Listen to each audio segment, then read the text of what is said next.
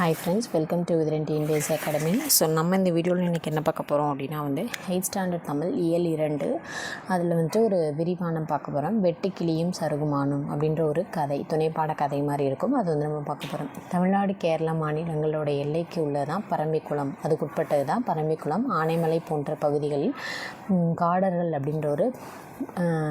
காடர்கள் அப்படின்ற பழங்குடியினர் வாழ்ந்து வந்துட்டு இருந்திருக்காங்க. தன்னோட முன்னோர்கள் காடுகளில் எப்படி வாழ்ந்தாங்க அப்படின்றத வருங்கால தலைமுறையினர்கள் மறந்து விடக்கூடாது அப்படின்னு நினச்சாங்க.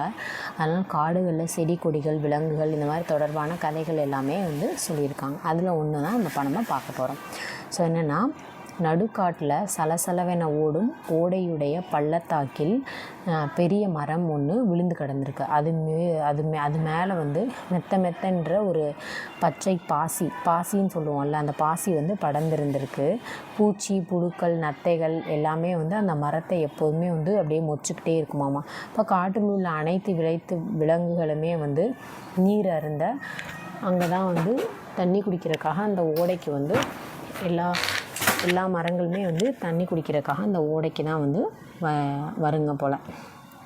அப்படி வரப்போ தாகம் தணிந்த பின்ன சில விலங்குகள் எல்லாமே அதுக்கு பக்கத்தில் இருக்க ஒரு அடர்ந்த குறிஞ்சி புதர் ஒன்று இருக்குது அந்த மரத்துக்கு பக்கத்தில். அதில் ஓய்வு எடுத்துகிட்ருக்குமா. அப்போ குறிஞ்சி புதரில் தாழ படர்ந்திருந்த அந்த கிளையில் பளிச்சுன்னு பூத்திருந்த ஒரு நீல பூக்கு இடையே ஒரு பச்சை வெட்டுக்கிளி ஒன்று வசிச்சிட்டு இருந்திருக்கு.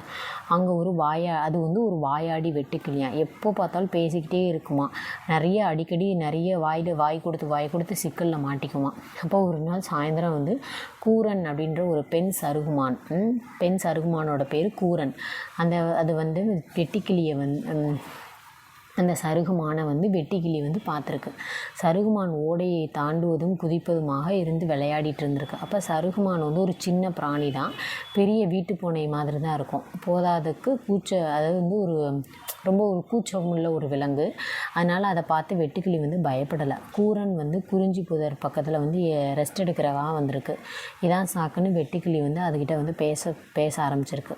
பேச ஆரம்பித்தோடனே, என்ன கூரன், பார்த்து வெகு நாளாச்சு, உன்னை பார்த்து இவ்வளோ நாட்கள் எங்கே போயிருந்த, ஏன் எங்கேயும் வேகமாக அப்படி ஓடிட்டுருக்க அப்படின்னு கேட்டிருக்கு.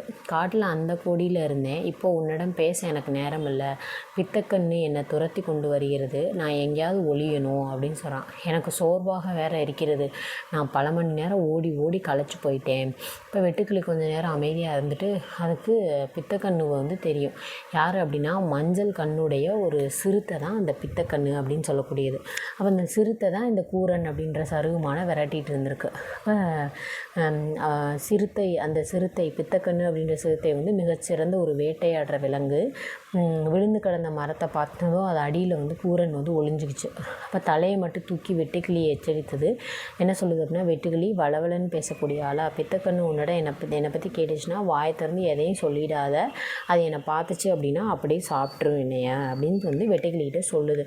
தலையை ஆட்டி வெட்டுக்கிளி, சரி நான் அதெல்லாம் ஒன்றும் சொல்ல மாட்டேன் அப்படின்னு சொல்லிட்டு கண்ணை மூடிக்கிச்சு. அதுக்குள்ளே கூரனை தேடிக்கிட்டு பித்தக்கண்ணு ஓடை பக்கம் வந்துருச்சு. சத்தம் இல்லாமல் அடிமேல் அடி வச்சு ஓடையில் அங்கே எங்கேயும் இருந்த பாறை எல்லாத்துலேயும் ஏறி மோப்பம் பிடிச்சிக்கிட்டே இருக்குது. குறிஞ்சி புதரில் அடியில் கடந்த அந்த கிளையில் உட்காந்துருந்த வெட்டுக்கிளி அது கண்ணில் பட்டுது. அதை பார்த்தோன்னே அப்படியே உருமுது அந்த பித்தக்கண்ணு. கூரன் இங்கே வந்தானா அப்படின்னு சொல்லி அவன் எங்கே சென்றான் அப்படின்னு உனக்கு தெரியுமா அப்படின்னு கேட்குது. வெட்டுக்கிளிக்கு அப்படியே ரொம்ப உற்சாகமாகிடுச்சு. பித்தக்கண்ணு இவ்வளோ பக்கத்தில் பார்க்குறது இதுதான் ஃபஸ்ட் டைமு. அது கேட்டு கேள்விக்கு பதில் சொல்லலாம் வாயை திறக்கிறப்ப கூரனுக்கு அளித்திருந்த வாக்குறுதியை அதுக்கு ஞாபகம் வந்துருச்சு. அப்போ உடனே வாயை மூடிச்சு. ஆனால் பித்தக்கண்ணுவை பார்த்ததும் ஏற்பட்ட பரவசத்தை அதனால் அடக்கவே முடியாமல் அந்த கூரன் ஒளிஞ்சிருந்த அந்த இடத்துக்கே குதிச்சு போயிருக்கு. அறிவாளியான பித்தக்கண்ணுக்கு வெட்டுக்கிளியோட குதியாட்டத்துக்கு பொருள் புரியாமலா போகும். உடனே அது கூரன் பதுங்கி கிடந்த அந்த மரத்தடி பக்கம் போய் மோப்பமிட்டது. நல்ல வேளையாக நாள் நைட்டு அந்த மரத்தடியில் புழுகு பூனை ஒன்று தங்கி இருந்திருக்கும் போல். அது தங்கிய இடம் அப்படி தான் ஸ்மெல் அடிக்கும்ல.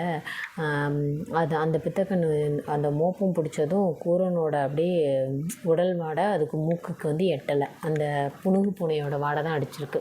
அதனால் புனுகு பூனையோட துர்நாட்டம் அடித்ததுனால கொஞ்சம் நேரம் பித்தக்கண்ணு அந்த இடத்தையும் சுற்றி மோப்பம் பிடிச்சி பார்த்துட்டு எதுவும் தட்டுப்படாமல் இருக்கும் உரிமிக்கிட்டே வந்து அந்த இடத்த விட்டு போயிடுச்சு.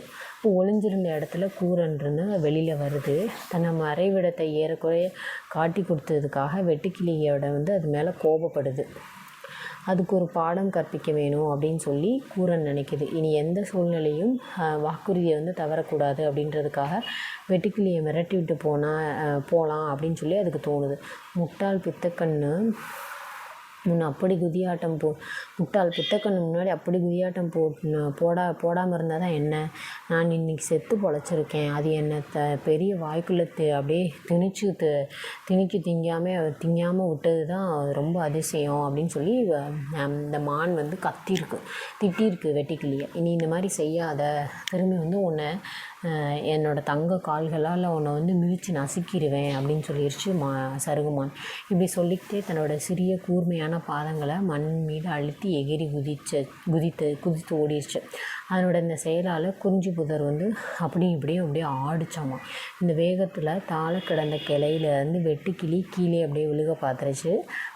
அது மீது கோப பார்வையை வீசி விட்டு கூரன் வந்து அப்படியே காட்டுக்குள்ளே போயிடுச்சு. அன்றிலிருந்து கூரனுடைய அந்த கூர்பாதங்கள் எங்கே தன் மீது பற்றுமோ அப்படின்ற ஒரு பயத்திலே வந்து வெட்டுக்கிளி வாழ்ந்துகிட்டே இருக்குது. இதனால தான் இன்றைக்கும் கூட வெட்டுக்கிளி வந்து எப்பயுமே ஒரு இடத்துல வந்து நிலச்சிருக்காமல் டக்குன்னு அப்படியே குதிச்சு ஓடும்ல, நம்ம அப்படி தொட போனோன்னா ஓடிடுமா, அந்த மாதிரி ஒரு இடத்துல நிலச்சிருக்காமல் குதிச்சு மரியமாகவே இருக்குது அப்படின்னு சொல்கிறாங்க. ஆனாலும் அவள் எந்த குறிப்பிடப்பட்ட திசையை நோக்கியும் குறிப்பதில்லை, அது பாட்டுக்கு அங்கிட்டும் இங்கிட்டுமா குதிச்சுட்ருக்கோம் அப்படின்னு சொல்கிறாங்க. ஓகே, ஸோ இது வந்து இந்த பாட்டு வந்து மணிஷ் சாண்டி, மாதுரி ரமேஷ் ஆகியோர் இவங்க 2 பேரும் காடர்களோட கதை சிலவற்றை வந்து தொகுத்துருக்காங்க. அதில் யானையோடு பேசுதல் அப்படின்ற தலைப்பில் கீதா அப்படின்றவங்க தமிழாக்கம் செஞ்சுருக்காங்க. அந்நூலில் ஒரு கதை தான் நமக்கு இங்கே கொடுத்துருக்காங்க. ஓகே, ஸோ அவ்வளோதான். இது வந்து சும்மா ஜஸ்ட் ஒரு கதை தான், தெரிஞ்சு வச்சுக்கோங்க.